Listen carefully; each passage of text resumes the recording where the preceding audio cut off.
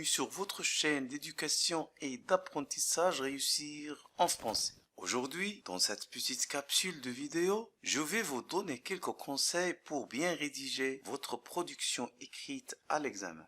Bien, une fois la copie de la production est devant vous, le premier conseil à vous donner, c'est lire plusieurs fois le sujet ou l'énoncé. Vous devez consacrer 5 minutes pour lire et relire le sujet. Quelques lectures avec une bonne concentration permettent d'éviter de tomber dans le hors-sujet. 2. Faire un brouillon. Faire un plan où sont organisées les idées qui vous viennent à l'esprit.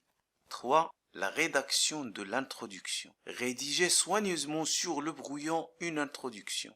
Posez le problème en termes clairs et concis. Évitez de donner votre avis ou répondre directement à la problématique posée dans l'énoncé du sujet. Enfin, l'introduction ne doit être ni trop longue ni trop courte.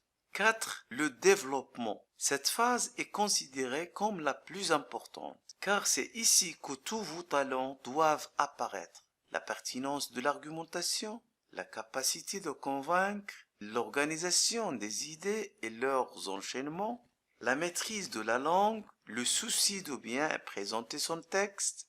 Ainsi, il convient de classer ces arguments de telle façon à donner les plus convaincants en dernier.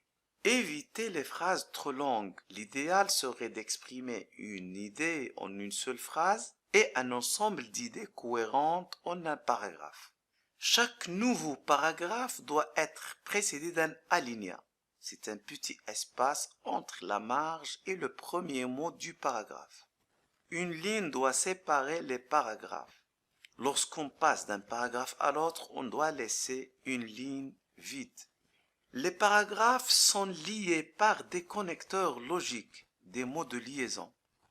Ces mots de liaison permettent d'ajouter des éléments, de les comparer, d'expliquer ou de justifier un argument ou une situation, mais aussi d'illustrer une idée, d'introduire une autre ou de tirer une conclusion. Exemple de connecteurs, de plus, d'ailleurs, d'une part, d'autre part, ensuite, après, aussi, donc, alors, ainsi, non seulement, en dépit de, néanmoins, cependant, en revanche, mais en réalité, parce que, car, puisque, étant donné que, en effet, premièrement, deuxièmement, d'abord, avant tout, enfin, afin que, pour que, grâce à, sans doute, etc.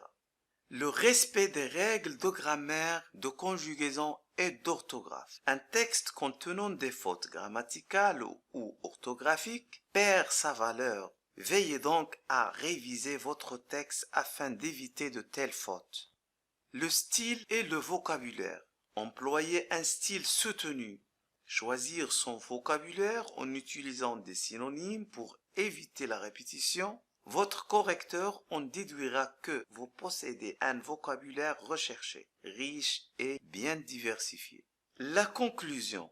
Elle doit résumer vos idées, cependant elle peut s'achever sur une ouverture vers un autre sujet. Cette ouverture est souvent exprimée sous forme d'une question.